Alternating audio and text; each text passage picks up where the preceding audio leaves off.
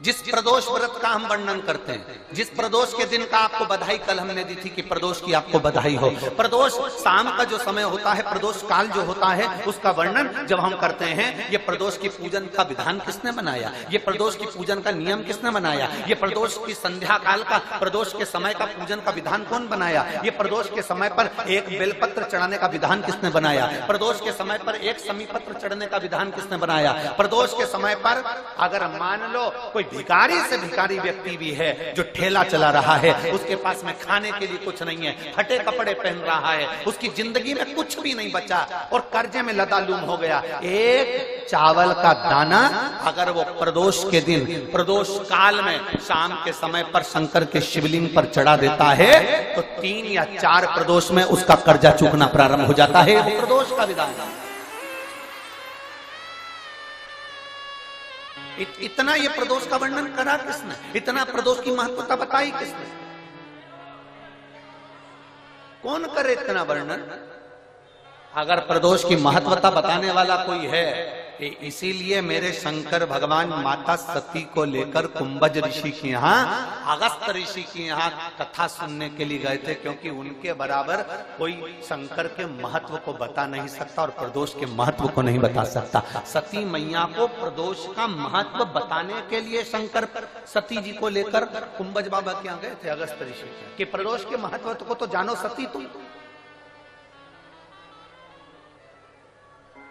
तुम प्रदोष के महत्व को तो सती जानो, तुम प्रदोष के महत्व को तो सती पहचानो कि प्रदोष का महत्व क्या होता है, प्रदोष काल का महत्व क्या होता है, प्रदोष के समय का महत्व क्या होता है।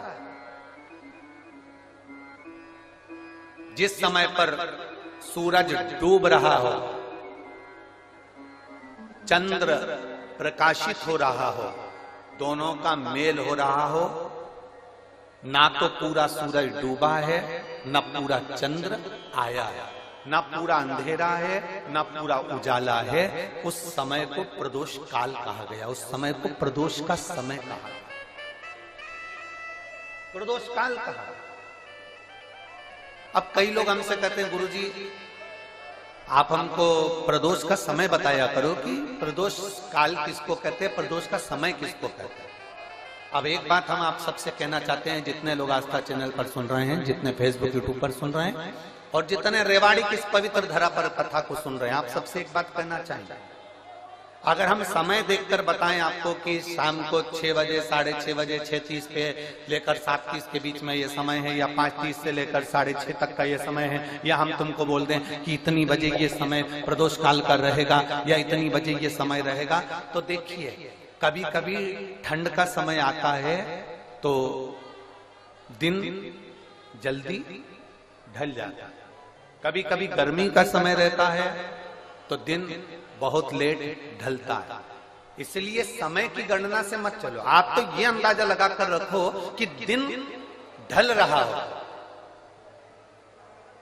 अंधेरा होना शुरू हो रहा, सूरज डूब रहा हो, चंद्र प्रकाशित हो रहा हो, अंधेरा अपना काम कर रहा है, सूरज ढलता जा रहा है, दिन कम होते चले जा रहा है और अंधेरा थोड़ा बढ़ते चले जा रहा है, इन दोनों का जो मिलन का समय हो। पीछे की आवाज बढ़ाइए, पीछे की आवाज बढ़ाओ।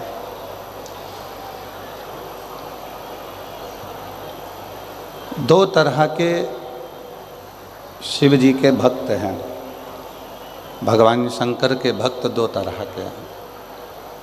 जैसे वृक्ष में फूल भी लग रहा है, फल भी लग रहा है, उसी तरह 2 तरह के भक्त होते हैं, एक फूल की तरह, एक फल की तरह। अब हम डबरा की जीजियों से पूछें, डबरा के जीजाओं से पूछें, बेटियों से पूछें, बेटों से पूछें, बुजुर्ग माता पिता से पूछें कि शंभू पीछे की आवाज, पंडाल की आवाज खुलवाइए। 2 तरह के भक्त हैं, डबरा की जीजियाँ, डबरा के जीजा, डबरा की मेरी बेटियाँ, बेटा, मेरे बुजुर्ग माँ बाप। एक बात बताएं कि भंवरा फूल पर आता है कि फल पर आता है? जम के बोलो जरा। भंवरा यदि उड़कर आएगा तो वो फूल के पास आता है कि फल के पास आता है? भंवरा हमेशा फूल के पास आता है, उसे फल से कोई मतलब नहीं होता। क्यों? क्योंकि फूल सुगंध देता है, फूल रस देता है। भंवरा फूल के पास आता है और कीड़े फल के पास आते हैं। शिव महापुराण की कथा में शिव जी पार्वती जी से काशी में दो भक्तों की बात कर रहे हैं। दो तरह के भक्तों की बात कर रहे हैं, एक फूल की तरह होता है, एक फल की तरह होता है। भगवान शंकर का भक्त जो फूल की तरह है, स्वयं भी सुगंध में है और दूसरे को भी सुगंध दे रहा है, स्वयं भी श्री शिवाय नमस्तुभ्यम कह रहा है, दूसरों से भी खिलवा रहा है, स्वयं नमः शिवाय कह रहा है और दूसरे से भी नमः शिवाय खिलवा रहा है, स्वयं ओम नमः शिवाय बोल रहा है और दूसरे से भी ओम नमः शिवाय बुलवा रहा है, स्वयं एक लोटा जल चढ़ा रहा है और दूसरों से भी एक लोटा जल चढ़वा रहा है, स्वयं मंदिर जा रहा है और दूसरों को भी मंदिर तक भेज रहा है। समझ लेना कि मेरा शिव ऐसे ही फूल के पास आकर विराजमान होता है और उसी फूल के आनंद में रहता है, उसी फूल का आनंद। और जितनी मेरी डबरा की जीजियाँ बैठी हैं, जितने मेरे डबरावासी जीजा जी बैठे हैं, जितनी मेरी बेटियाँ बेटा, मेरे बुजुर्ग माँ बाप जितने बैठे हैं, आपकी शिव भक्ति बता रहे हैं। अभी आदरणीय मंत्री जी कह रहे थे कि इतना भगवान शिव के भक्तों का सैलाब है।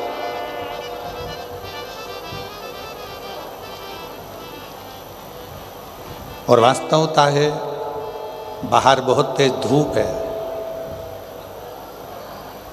पंडालों में जगह नहीं है, कई लोग पेड़ों के नीचे हैं, कई लोग बाहर हैं, बैठे हुए हैं। आप सीहोर वाले महाराज जी के लिए नहीं आए और कभी सीहोर वाले महाराज के लिए आना भी मत।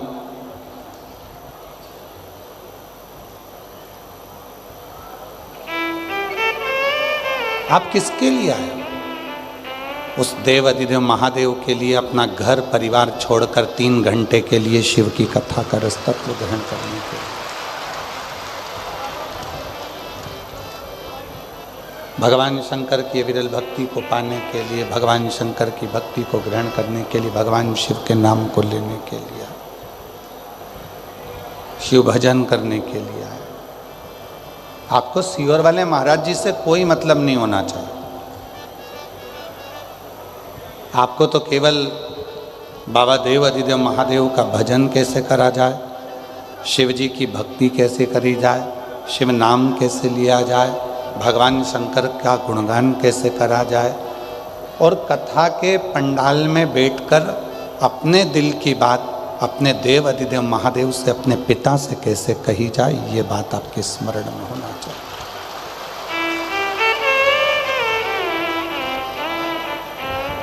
संसार में जन्म लेने वाला जितना भी मनुष्य है, जीव है, जलचर है, थलचर है, वायुचर है, जितने भी मनुष्य संसार में जन्म लेते हैं, ये सब भाग्यशाली होते हैं।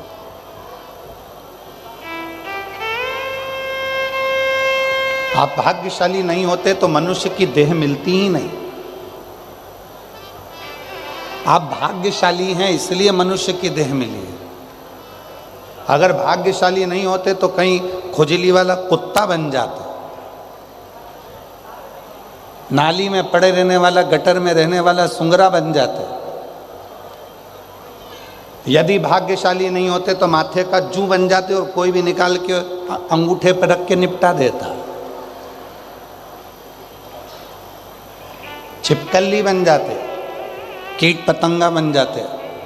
भगवान शिव जी को धन्यवाद दिया करो कि हमें भाग्यशाली बनाया, इसलिए हमें मनुष्य का देह देकर पैदा करा।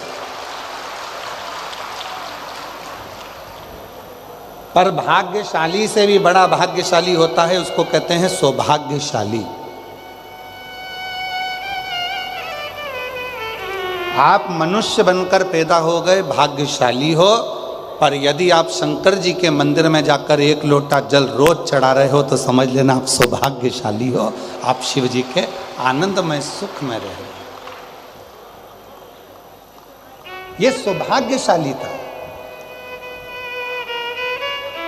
जो भगवान शिव की अविरल भक्ति आपके हृदय में निवास करी।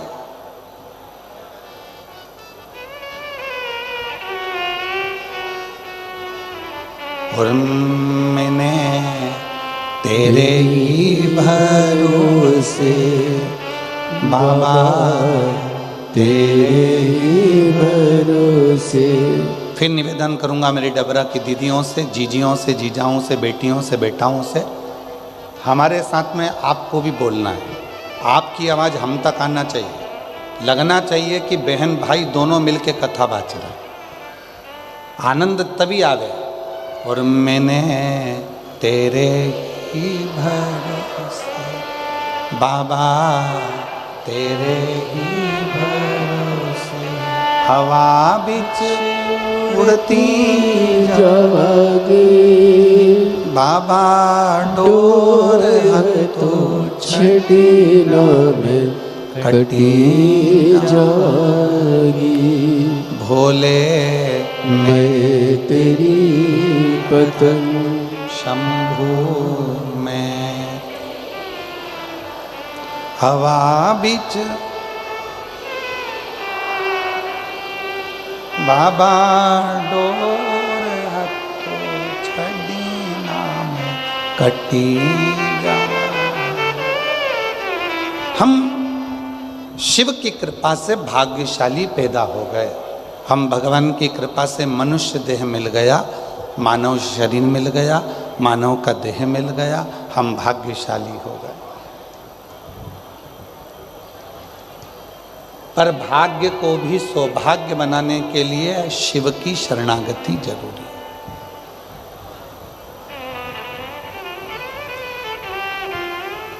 भगवान शंकर की शरणागति जरूरी है। 3 चीजें कही गई।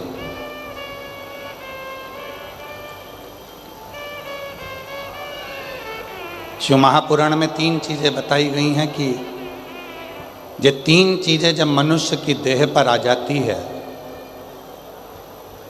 3 चीजें मानव के शरीर पर जब आ जाती है तो मानव का शरीर मानव का नहीं रहता, वो स्वयं 33 कोटि देवताओं का पार्षदों का शरीर हो जाता है, भगवान का शरीर हो जाता है। कौन कौन सी 3 चीजें बताई?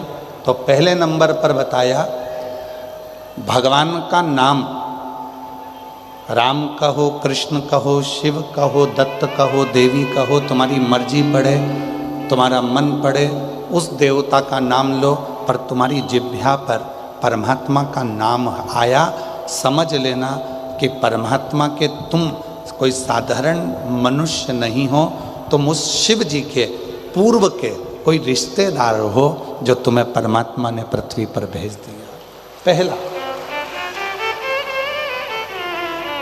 पहले नंबर पर है जिह्वा पर परमात्मा का नाम आना।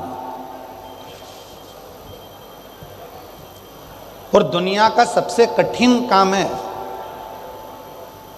परमात्मा के नाम का उच्चारण कर लेना।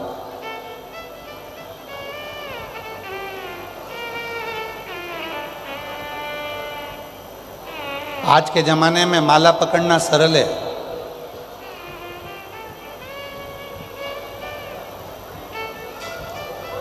आज के ज़माने में माला पकड़कर उंगलियां हिलाना भी सरल है, पर आज के ज़माने में माला पकड़कर उस परमात्मा से दिल लगाना सबसे कठिन काम है।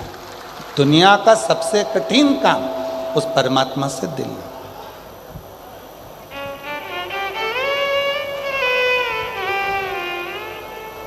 जैसे सबसे महंगा क्या है? जल्दी बोलो, सबसे महंगा क्या है? सोना महंगा, चांदी महंगा, हीरा महंगा, तांबा महंगा, पीतल महंगा, घर महंगा, जमीन महंगी, प्रॉपर्टी महंगी, जायदाद महंगी। दुनिया में सबसे ज़्यादा महंगा क्या है? तो शिव महापुराण में भगवान शंकर नंदी से कहते हैं दुनिया में सबसे ज़्यादा महंगा है भरोसा। वो दुनिया का सबसे महंगी चीज़ है, भरोसा।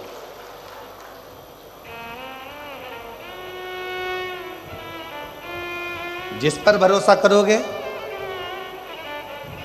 वो एक ना एक दिन तुम्हारे भरोसे को तोड़ देगा। जिस पे तुम्हें विश्वास है, अरे कैसी बात करता है, वो ऐसा कर ही नहीं सकता, नहीं वो तो मैंने खुद हाथ पकड़कर उसको चलना सिखाया, वो कभी मेरे लिए ऐसा बोल ही नहीं सकता। पर जब कानों में वो रिकॉर्डिंग आ जाती है तो मन में आता है कि मैंने इस पे इतना भरोसा करा था और इसने मेरे भरोसे को तोड़ दिया। सोना सस्ता है, चांदी सस्ती है, तांबा सस्ता है, पीतल सस्ता है, जमीन सस्ती है, जायदाद सस्ती है, रिश्ते सस्ते हैं, पर सबसे ज़्यादा महंगा है तो दुनिया में भरोसा महंगा है। और वो भरोसा इतना महंगा है कि हर किसी पर करा नहीं जा सकता। उस भरोसे को बस कर सकते हो तो अपने आप पर करो। फिर निवेदन ने कल कहा था अपने आप पर, अपने बाप पर और अपने देव अधिदेव महादेव पर इतना भरोसा करना कि ये मुझे पार लगा सकता।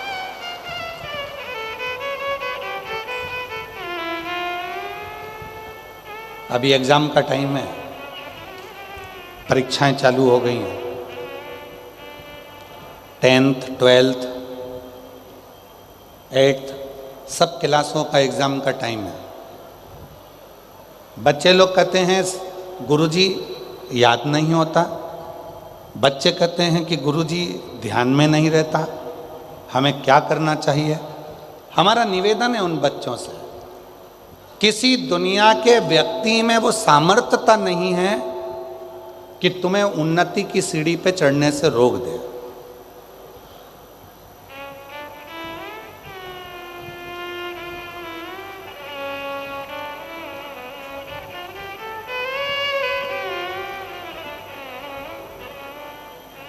दुनिया के लोग आज के ज़माने में बड़े आडंबर में फंस रहे हैं। कोई कहता है उसने मेरी दुकान बंद कर दी, कोई कहता है उसने मेरे ऊपर टोना कर दिया, कोई कहता है उसने मेरे ऊपर ऐसा कर दिया। शिव महापुराण की कथा में भृंगी का चरित्र कहता है, शंकर भगवान भृंगी से कहते हैं, भृंगी सुन, जो शिव के शिवालय तक जाता है, एक लोटा जल जो शिवालय में जाकर समर्पित करता है और उसके चढ़े हुए जल को जो अपने दरवाजे पर लाकर प्रोक्षण करता है, उसके घर पर कभी दुनिया का कोई ना टोना हो सकता है, ना टोटका हो सकता है, ना कोई गलत कार्य हो सकता है। बच्चे कहते हैं गुरुजी याद नहीं रह रहा, बच्चे कहते हैं गुरुजी हमको स्मरण नहीं आता। मेरा उन बच्चों से निवेदन है, एग्जाम का टाइम है, पढ़ाई का टाइम है, अपने मोबाइल को उठाकर साइड में रख दो।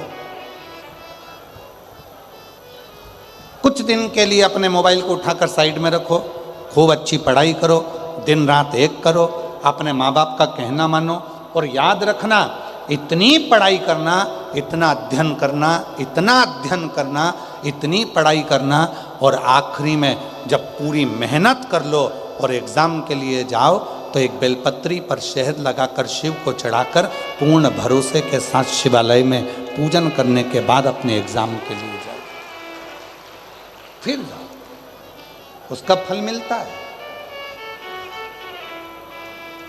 उसका फल प्राप्त होगा। एक पूर्ण भरोसा, पूर्ण विश्वास। ये मत सोचो कि मुझे कुछ नहीं आता, सब आता है, सब। दुनिया का ऐसा कोई काम नहीं है और दुनिया की ऐसी कोई कुर्सी नहीं है जिस पे तुम नहीं बैठ सकते। दुनिया का कोई ऐसा सिंहासन नहीं है जिस सिंहासन पर तुम नहीं बैठ सकते। दुनिया की ऐसी कोई नौकरी नहीं है जिस नौकरी पर तुम नहीं जा सकते। बस तुम्हें अपना भरोसा, अपना विश्वास, अपनी ताकत और अपना परिश्रम, अपनी मेहनत पर पूर्ण भरोसा होना चाहिए अपने आप पर, अपने आप। एक सुंदर चरित्र है शिव पुराण का। मंथन हुआ, उस मंथन में सबसे पहले निकला विष।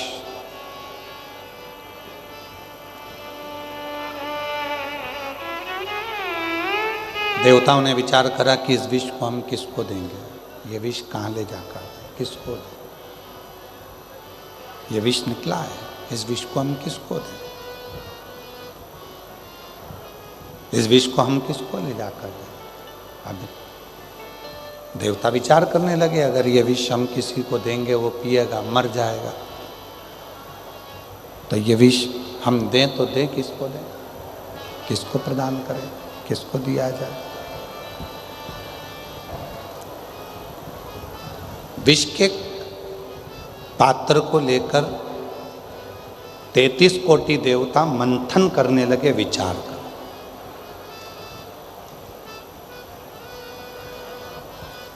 ये विष दें किसको,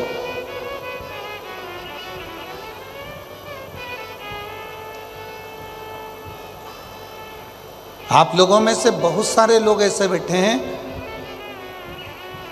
जो चाहते हैं कि हमारे जीवन में हमें अमृत प्राप्त हो, विष नहीं चाहिए। कौन ऐसा व्यक्ति होगा जो जिंदगी में परमात्मा के दरवाजे पर जाकर भगवान देवाधिदेव महादेव से कहता होगा कि मुझे दुख दे दो, मुझे तकलीफ दे दो, मुझे कष्ट दे दो। कोई नहीं होता। फिर भी हमारे पूर्व के कर्म के अनुसार हमें वो दुख मिलता ही है। हमारे पूर्व के कष्ट, पूर्व का हमारा जो किया गया कर्म है उसके अनुसार हमें दुख प्राप्त होता ही है। इसलिए शिव पुराण बार बार कहती है, मत बुरे कर्म कर बंदे वरना पछताएगा, भगवान की आंखों से तू बच नहीं पाएगा, तू बच नहीं पाएगा। अरे ओ अज्ञानी मत कर नादानी, अरे ओ अज्ञानी मत कर नादानी। तेरे कर्म का फल भी तू ही पाएगा, जैसा किया तूने तेरे आगे आएगा। मत बुरे कर्म कर बंदे वरना पछताएगा, भगवान की आंखों से तू बच नहीं पाएगा, तू बच नहीं पाएगा। अरे ओ अज्ञानी मत कर नादानी, अरे ओ अज्ञानी मत कर नादानी। अपने कर्म का भोग अपने को भोगना है। सुख मांगोगे तो भी तुम्हें दुख मिल रहा है, हमारे पूर्व का कर्म है। अच्छा मांगा तो भी दुख मिल रहा है, हमारे पूर्व का कर्म।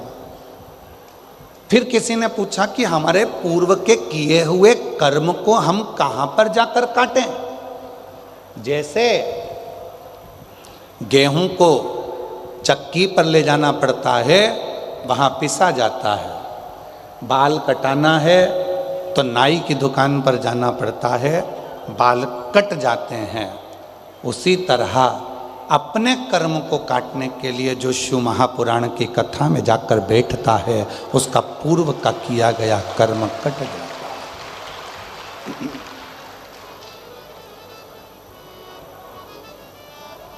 जो हमने पूर्व में करा, क्या बेकार कर्म करा था, कैसा कर्म करा था, वो शिव पुराण की कथा में जब हम जाकर बैठते हैं तो हमने भगवान शिव की भक्ति करना प्रारंभ करी और वो हमारा कर्म कटने लगा। क्यों? शिव पुराण के पंडाल में आने वालों को 3 महीने के अंदर बाबा देवाधिदेव महादेव ऐसा क्या दे देता है कई लोग कहते हैं ये तो बहुत ऐसी, वो वैसा, ये ऐसा, वो वैसा, पर वो शिव महापुराण की कथा में जाकर, पंडाल में जाकर बैठ गया, उसने पूर्व में कैसा भी कर्म करा होगा, उसका किया हुआ कर्म धीरे धीरे 3 दिवसीय शिव पुराण में, 5 दिवसीय शिव पुराण में, 7 दिवसीय शिव पुराण में उसका किया गया पूर्व का कर्म धीरे धीरे धीरे धीरे कटता चलेगा, कटता।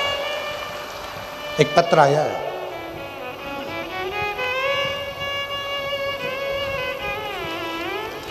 देखिए,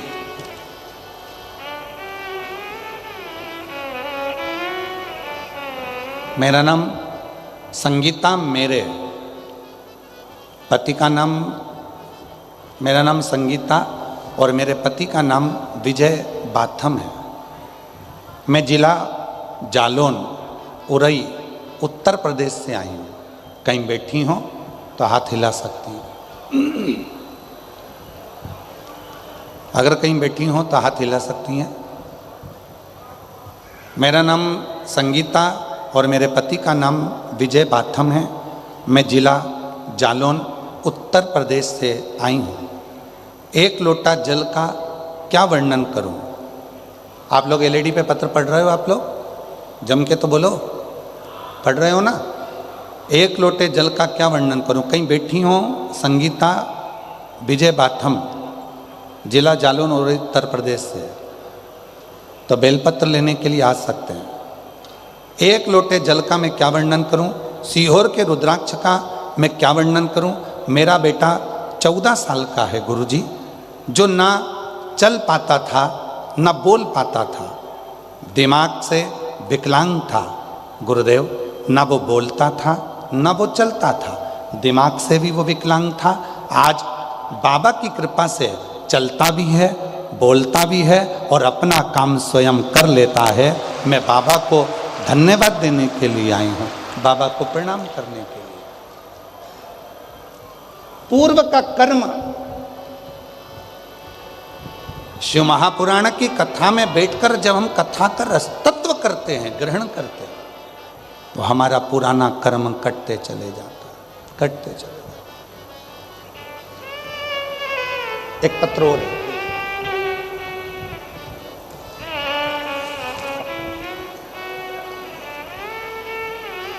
मेरा नाम गायत्री चौहान है, पति का नाम राजेंद्र सिंह चौहान है।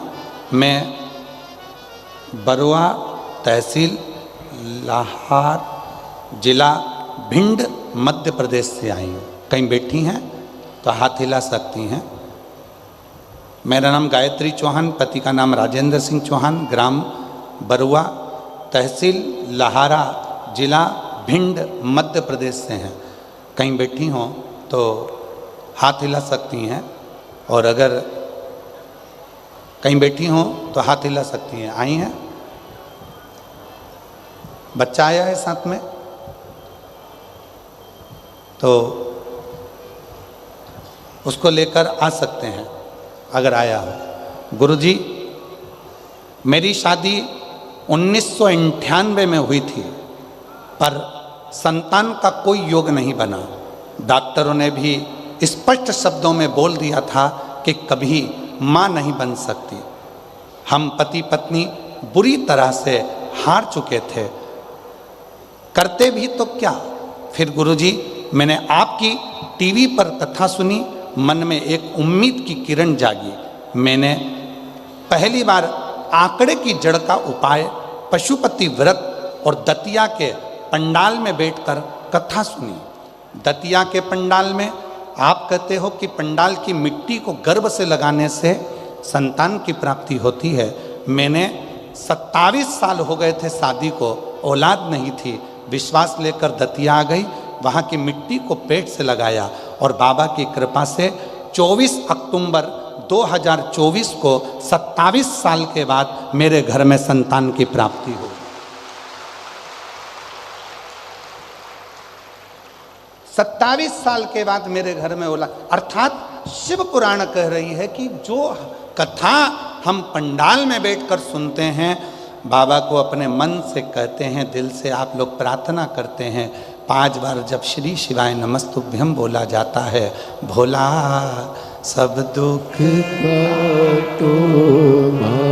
जब हम और आप प्रार्थना करते हैं, बाबा से कहते हैं कि मेरे दुख को काट दीजिए, शिव कृपा से, शंकर की करुणा से, शिव की उदारता से जब वो दुख बाबा की कथा में बैठकर कटना प्रारंभ होता है, हमारे पूर्व का कर्म धीरे धीरे कट जाता है, तब मेरा देव अधिदेव महादेव तुम्हारी झोली 3 महीने में भर ही देता है, ये निश्चित है।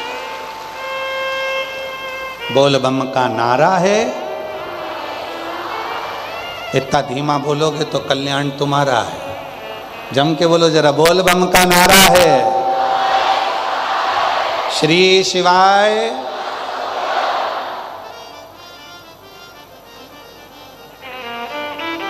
कोई जल्दी बनता है, कोई लेट बनता है, शिव को जल चढ़ाने वाला एक दिन से जरूर बनता है, बनेगा। थोड़ा फाइल मोटी है, थोड़ी फाइल मोटी होती है तो पढ़ने में समय लगता है, धीरे धीरे धीरे धीरे पढ़ेगा। तेरे मंदिर में आना मेरा काम है और मेरी बिगड़ी बनाना तेरा काम। उसके दरवाजे पर जाते रहो। एक लोटा जल चढ़ाते रहो, कटेगा, थोड़ा पूर्व का कर्म कटेगा।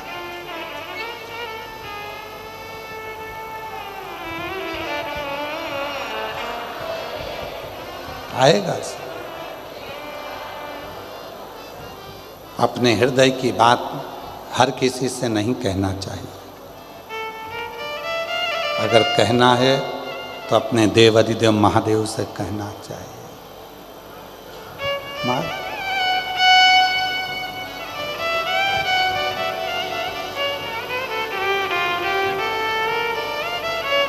मेरा तू ही तो हमदर्द है, जिसे हर दर्द कहता हूँ। मेरा तू ही तो हमदर्द है, जिसे